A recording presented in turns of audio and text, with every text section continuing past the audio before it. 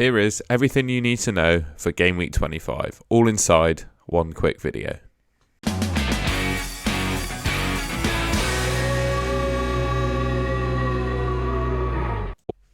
Okay, first up, just a reminder of the doubles that we have this game week. So we've got a double for Arsenal, Liverpool, Wolves and Everton. So Arsenal playing Leicester and Everton, two really good fixtures. Liverpool likewise, Palace and Wolves is there too. Wolves with Liverpool and Fulham, and Everton with Villa and Arsenal. So for me, I think the two sort of standout teams here, it's clear really. It's Arsenal and Liverpool, and you'll see in the video exactly what I think about Wolves and Everton assets going forwards. But for me, the two teams to really target this game week are Arsenal and Liverpool.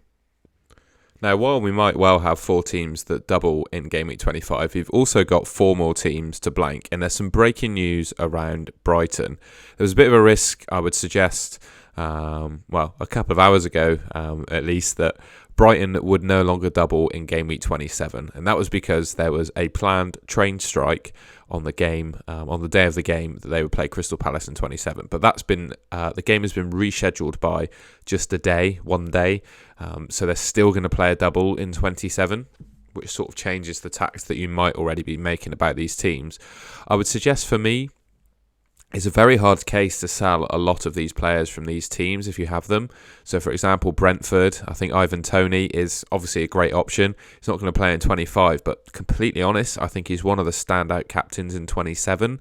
He plays Southampton and Everton, 2 decent fixtures for a really good player, so I wouldn't be selling him. As for Newcastle, I think the defence at this point is probably a sell, bar Kieran Trippier. The likes of Pope, obviously suspended, Botman, Shah and Byrne, you're really only relying off clean sheets from those guys. I think Byrne hit the crossbar at the weekend against Liverpool, but yeah, I just think those Newcastle defenders that are getting your clean sheet points, I think they're sellable now. They've got a blank this week, they've got Man City in 26. And I just think there are better assets in the game at the moment. And Newcastle are conceding goals, so I think that's where you sell players. If you've got the likes of Shaw, Bruno Fernandes and Rashford, I'd really hesitate selling them as well. I think apart from Game Week 25, they got nice fixtures, all really in form. Man United looking really good. I'd really struggle to sell United players, and it's similar for Brighton as well, really. Although I think their assets are probably a bit more sellable than Man United's, given I know they've got a double in 27, but the real one you want to keep there is Matoma if you have him, I think. But maybe the rest of the Brighton players there could be a sell. But that summarises things nicely for the teams that blank this game week. Okay, so first up, we've got the expected points figures for defenders and goalkeepers. And it's no real surprise, really, that Liverpool and Arsenal assets dominate these stats. They're the 2 best teams with the double this week, and I think they've got 2 really good sets of fixtures as well. So Alisson leads the way in goalkeepers, followed by Ramsdale, Pickford and Jose Sarr. I'd say there's a clear gulf between the 2 at the top and the 2 below in terms of Alisson and Ramsdale, clearing it between Pickford and Sarr. And then there's another gulf in players that don't double. So for me, Alisson and Ramsdale, the 2 standout keepers, but I don't think I'd be rushing to make a transfer to bring in one of these guys. I'd prioritise other positions because I don't think there's enough difference in terms of points for it. And yeah, I'm not sure being tripled up on Liverpool with Alisson as the option is the best way to go, and I'm not sure Ramsdale's the best option to be tripled up from Arsenal either. So for me, I'm not sure I'd be too keen on bringing in a goalkeeper just for this double. Maybe if your team allows it, go for it, but I think if you've got someone like Kepa, like I do in goal, just leave him this week and he'll pay off in the long run. And as for defenders, we've got Trent, Zinchenko, Robertson, White, Saliba, Gomez, Gabriel, Van Dijk leading the way. And again, there's a bit of a gulf there between the Liverpool and Arsenal assets and the rest of them. And because there are more defenders in the game than there are goalkeeper, this list is completely dominated by players that have a double game week. So for me, you can see there the top options. And I think certainly I will be bringing Trent Alexander-Arnold in my team. I think Liverpool have kept 2 clean sheets on the bounce, albeit conceded quite a few chances in those games, but I could foresee at least 1 clean sheet coming up, and you'll see later what the clean sheet odds actually are for Liverpool. But for me, I think Trent Alexander-Arnold is a really good idea for a transfer in this week. And up next, we've got the top midfielders for expected points. And this list actually contains the players with the top expected points of any position for the game week. So it's very close between Saka, Salah and Odegaard. And I think it's going to be a really tough captaincy decision this week. I definitely think the likes of, the top three on this list at least, are better options than Haaland. They've got really good sets of fixtures and seem to be in really good form. But at the moment, it seems a real coin toss between Saka, Salah and Odegaard. At the moment, I'm just moving towards Saka. I think both Saka and Salah have the same upside in that they nail to play 90 minutes. They're both their team's talisman, and they take the penalties. We've seen Arsenal winning more penalties this season than Salah has. I might be mistaken, but I don't think Salah's actually had a penalty this season, or he might have only had one. So I think that's partly the reason his goal stats are down a bit. But yeah, I think it's really close between Saka and Salah as a captaincy this week, and I'm certainly going to be mulling over that right up until the end of the game week, I think. But yeah, no real surprise to see. Again, this list is dominated by Arsenal, Liverpool, Everton and Wolves players, and you can see there the best ones from the list. And then the final position to go through is the strikers. Nketiah and Darwin Núñez, obviously the top two in this list. It's no real surprise that they're the top two strikers that seem to be in form and have a double game week. Interestingly though, Darwin Núñez appears to have picked up a shoulder injury. Don't have any confirmation at this stage as to the status of that, how long he's going to be out for, etc. I saw some tweets suggesting it would be 2 weeks, but I'm not entirely sure how accurate that is, so it's definitely one to monitor. And to be honest, the two of them aren't that far away from Erling Haaland, who only has a single game week, so I certainly wouldn't be looking to transfer out Erling Haaland to bring in another doubler. And likewise with Kane as well, his expected points are still pretty close to Nketiah and Darwin. So I think for me, anyone that's considering taking Kane out for a striker that doubles, I'm not convinced it's worth it either. And you can see there on this list the rest of the players for expected points. And then next up, we've got the top teams for clean sheet odds. Unfortunately, the source that I get this information from, DraftHound, it only takes into account the first fixture of the double in terms of how it ranks the clean sheets. So it doesn't take into account the second fixture for the order. So unfortunately, it's a bit askew. But got Man City at the top on this list, but to be honest, I think it's Arsenal. Given they've got 40% clean sheet odds against Leicester and then 56% against Everton, I think Arsenal are by far the best defence to target this week. Second best is probably Liverpool. They don't have a game where they're over 50% to keep a clean sheet, but I think a 40% and a 44% easily places them in second place. And then you've got Man City, West Ham, Leeds, Fulham, Tottenham and Villa.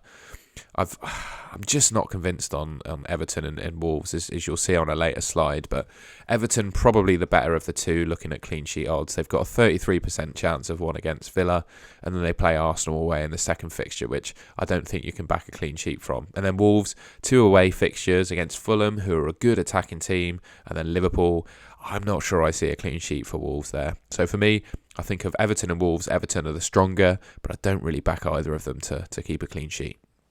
And finally, just to finish up on the DraftHound underlying numbers, we've got the goal scoring anytime odds and the goal involvement odds.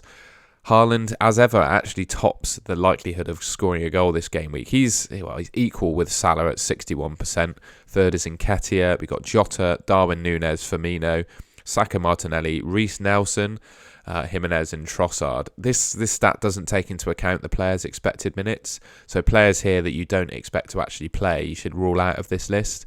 But yeah, Haaland, interestingly, still tops the list in terms of goal scoring percentage. And then goal involvement, I think, is where it really factors in for those expected points we saw earlier. So Saka, definitely top of the list in terms of goal involvement percentage at 76%, followed by Salah, Odegaard, Trossard and Martinelli, interestingly equal, but I think given both of them are probably going to share minutes, neither of them are worth picking. And then Nketiah being the third best, if you like, asset for Arsenal, in my opinion. And you can see the rest of the list there. And yeah, just as I was saying, I'm just not sold on the Wolves and Everton defenders, and I've seen plenty of people in the FPL community making decent arguments for picking them. Maybe they enable other upgrades in your team, like bringing someone like Mo Salah in. Maybe you can justify it from that regards, but for me, I just don't think they're trustworthy defence. defences, really. They've got poor clean sheet odds. You're not going to want to keep them long term. I just don't trust Wolves and Everton. I'm sorry, but that's just my opinion. And a comment at the end there, except for Nathan Patterson, of course, because as you'll see in my team, I'm going to have to start him, I think, unless I want to take a -8. So he absolutely is going to play both games and score a hat-trick in each of them. And speaking of my team, here it is. I can field 10 players by the looks of it, albeit 2 of them are yellow flagged at the moment for injury doubts. Mitrovic being the most frustrating player you could ever imagine. I don't think I've had a return from him in about 10 game weeks now. Yeah, just horrendous. But the rest of my team, I can field 10. Got Kepa in goal. Trippier, who's currently in the 11, but obviously he's blanking, so I'm going to swap him out. Ben White, Nathan Patterson, Kevin De Bruyne, Saka, Odegaard, Andreas, Mitrovic, Haaland, and Nonto. I think really my transfer plans at the moment are definitely to get rid of Cancelo. I'm going to swap him out for Trent Alexander-Arnold. I think Trent is a great option for this double game week, as we saw in the expected points, and I think he's the one priority transfer in my team. The second decision to make is, do I take a -4 hit to bring in another Liverpool player? Now, obviously, I could do De Bruyne to Salah, but given De Bruyne's expected points are really good for game week 25, he's got Bournemouth away, which is a really good fixture. He obviously could be benched, but that's one to look at, really. I think he could be benched against Bournemouth, to be fair. So maybe it's worth taking a -4 hit to take De Bruyne out for Salah. And to be honest, I think over the long term for the rest of the season, Salah is just beginning to hit form now and could become a better option than De Bruyne. So it could well be worth a hit. Likewise, Mitrovic has been one of the most frustrating players in FPL to own, and he's yellow or amber flags, however you like to call it. He looks to be a doubt again for the Wolves game.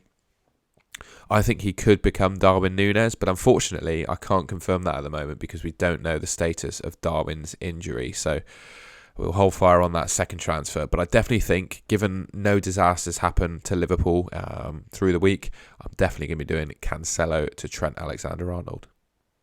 And that's the end of the video. Thank you very much for watching, and I hope you found it useful. If you did, please make sure to leave a like rating, subscribe to the Golden Goal channel, and I'll be back again for another FPL video sometime this week. See you later.